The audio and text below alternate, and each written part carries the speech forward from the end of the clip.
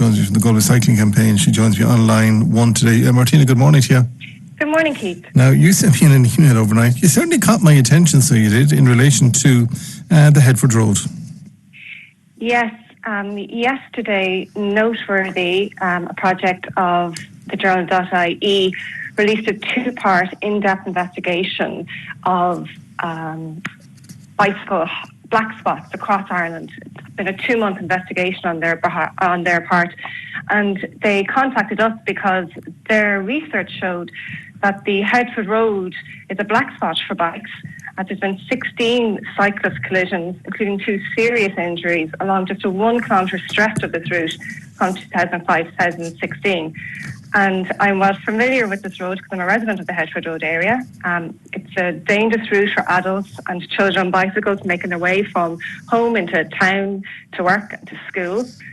The bike lane that is there is essentially an extended piece of pavement. It's cut across by access roads to retail parks, so you have to come off the path frequently because other traffic is given priority.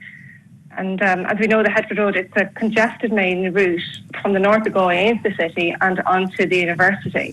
And here in Galway, we have the second highest percentage of commuters cycling in a city in Ireland. But here in Galway, we're mainly sharing roads with other motor vehicle users, and there are very few safe and segregated cycle tracks. Interesting as well, last night, second to the Headford Road, the journalist contacted me again to say she had a look again at the data and that there was another black spot was revealed by an investigation in Renmore. There's a small section of the old Dublin Road between the Michael Collins Road to just before the Renmore Road, and it's had 2 serious and 2 minor collisions in this tiny stretch. And, you know, us Galwegians know that's around the junction near the Galway Hospice and the Bon Secours. So that's 2 bicycle black spots in Galway City, and it's really not good enough. We need to do better. We need to make. But is a Headford Road that much of a? I mean, is it that bad? I mean, I use it every day, so I do twice a day. Do you cycle it? No, I don't cycle it. Would you? Would I cycle it? I don't know what I have the. I don't know what I have the bravery to do it, to be quite honest. And see, this is the issue here, isn't it? It's that idea that you, as a very capable, able, physically well adult man, feels hesitant about using the road that you use a couple times a day. Yeah, but I'm being quite honest as well. That I mean, I've seen people coming over there. So I would be coming over the bridge early in the morning and turning left into that turning lane to come down by Sweeney Oil over here. But I've seen so many people ahead of me in cars. So a cyclist is coming over the bridge. They don't seem to look in their rear view mirrors or in their side mirrors to see is there a cyclist coming. So if a cyclist is coming and continues, they could get bumped off by a car just at that very spot. Yes, we are well familiar with that, and this is a problem. It's not necessarily a motorist problem, people who are driving cars. It's a road layout problem. It's how we have decided as a city how to use our road space, and we have decided to move vehicles rather than moving people.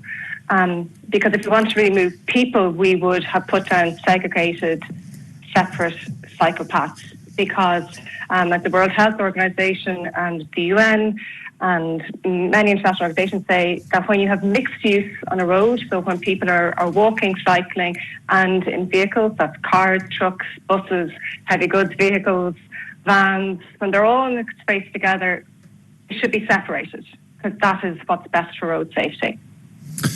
So what do you want to happen at the Headford Road? Because somebody said, Keith, 64,500 people live within 20-minute cycle of Eyre Square. Mm-hmm. When will the City Council realise that city's potential for sustainable transport?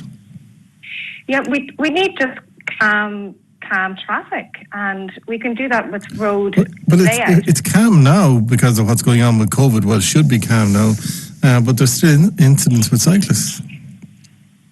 Can you repeat that, sorry, for me, Keith? I said it's fairly quiet now because of COVID-19, but there's still incidents as it is with cyclists. Absolutely. And again, this is about road layout. So with the absence of cars on the road, it's actually giving people driving opportunity to speed up and drive faster. They may not intend to.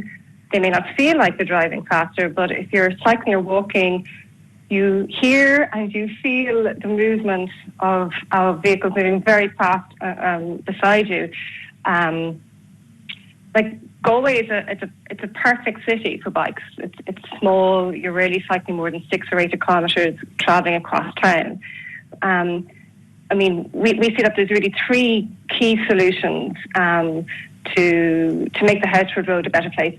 Particularly now during COVID-19, we can give more space and better road conditions to cyclists by doing something as simple as on stretches of road like the Headford Road and like other roads where there's 4 lanes of traffic, 4 lanes, reduce it to 2 lanes for vehicles and then repurpose the other 2 lanes for people on bikes.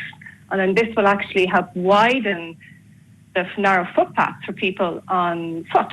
So you'll give more space to people on foot, more space for people on bicycles. But you lose 50% of the traffic going either way. You're just reallocating the road space right now at a time when there is less traffic on the road because people are staying at home and are being told to stay at home. So there will still be plenty of space for buses, cars and vans to move. They will still have full lanes of carriageways to do so. All right, people really need space to walk right now, especially vulnerable people. We know that people who are cocooning, it is advised that they stay at home. It's not mandatory, and they're too frightened to go outside to walk. I have a friend who lives at the top of the Clybourne Road, and she had stopped running recently because she's been hearing stories of people who are kind of afraid of people running by now, and heavy breathing as they're passing, and narrow footpaths where you can't maintain the 2 metre social distance. So at the weekend, she wasn't feeling well. She was like, I have to go for a run. She got up early in the morning, about 6:30 a.m, to go out for a run. As she was running down the Clybourne Road, she saw an older person walking towards an older man, and she immediately went across the road to give loads of social distance. And she said as she went by him, the look of fear in his face, his eyes, he was really frightened by seeing her. He was obviously out early himself to try and avoid people, to get a bit of exercise, to keep his mobility, to keep well during this very stressful time. So everybody is trying to do well by themselves, look after their own physical health, their mental health, and are trying to do the right things. And we need our public space to help us do those things better. How do you respond to this? And every single day when I'm out walking, I'm nearly knocked down by cyclists cycling on the footpath.